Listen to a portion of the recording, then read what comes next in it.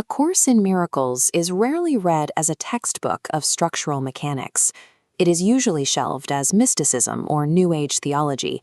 But if you strip away the Christian terminology, what remains is a meticulously structured, logically exhaustive, psychological and ontological framework, a rigid architecture of reality. The entire system rests on a single binary axiom. It states, "Nothing real can be threatened. Nothing unreal exists." That statement creates an immediate tension.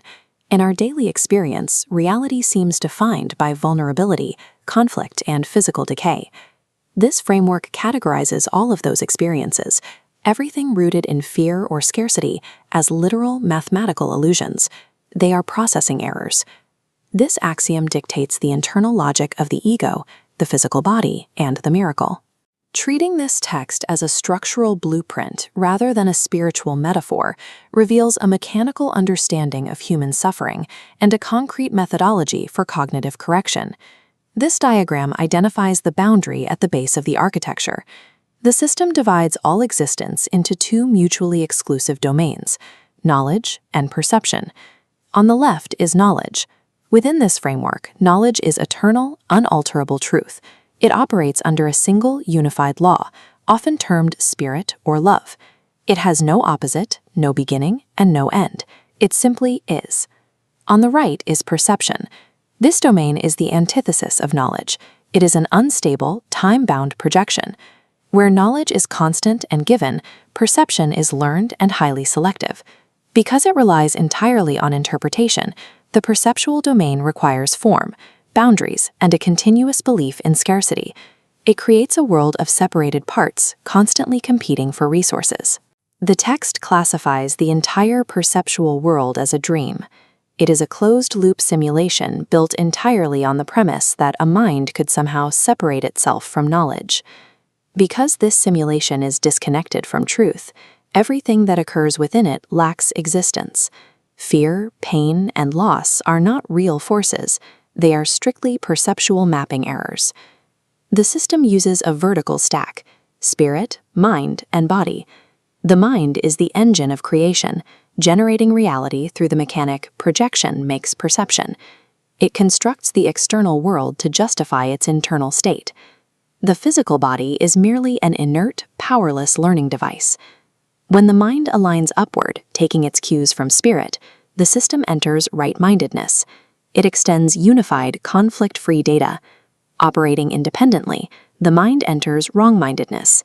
This isolated state generates the ego, projecting fear and separation downward into the physical layer. Whether experiencing peace or terror, the input originates strictly in that middle tier. Therefore, the mind is the only place where systemic correction occurs. Stack malfunctions produce an error called level confusion. A feedback loop occurs when the mind falsely endows the body with creative initiative, tricking itself into believing the inert physical level dictates terms to the mental level.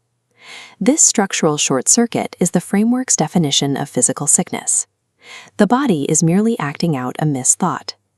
Because of this, attempting to cure an illness purely through physical remedies is categorized by the text as magic. Magic attempts to solve a mind-generated problem using tools restricted to the body layer. It violates the directional flow of creation. Matter cannot heal. The framework offers a pragmatic concession. Physical medicine is not forbidden. It is a temporary compromise. If a mind is too weakened by fear to accept a cognitive correction, a physical placebo can stabilize the system until the mind is ready. Illness is never a failure of the biological machine. It is a cognitive mapping error where the mind has simply forgotten its own supremacy. This brings us to the miracle. Historically, theology defines a miracle as a supernatural event, a violation of physical laws. A Course in Miracles redefines the miracle as a cognitive technology, an internal shift that corrects perception. This intersection acts as a filter. It identifies errors of fear and illusion processing through the mind and dissolves them, allowing only clean data through. The framework treats time as a temporary teaching device for gradual learning, not absolute reality. The most radical mechanical claim is that miracles collapse time. By instantly correcting the perception error, the need for the time interval vanishes. A single vertical perceptual shift can substitute for thousands of years of horizontal, trial-and-error evolution. It bypasses the standard temporal sequence. A miracle is the system correction.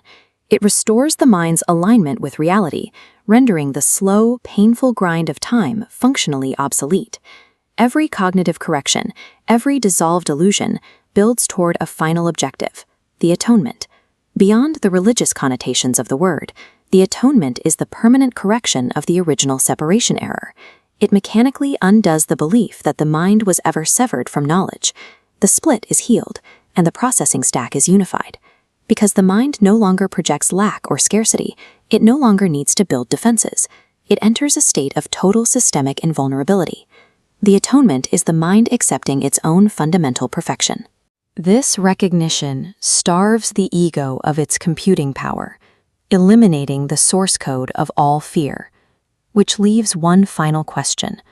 What happens to the physical body once the mind is fully healed and aligned with spirit? The body is deactivated as a weapon. It is no longer used for projection, attack, or the generation of physical sickness. Instead, its function becomes highly restricted. The body operates strictly as a neutralized, temporary communication device. It exists as a conduit to extend miracles to other minds, still caught in the simulation. We return to the opening binary. If knowledge is the only actual reality, and perception was a mechanical error that has now been fully corrected, the system reaches its logical conclusion. Fear is mathematically impossible within this framework. The architecture proves its own foundation. Nothing real can be threatened. Nothing unreal exists.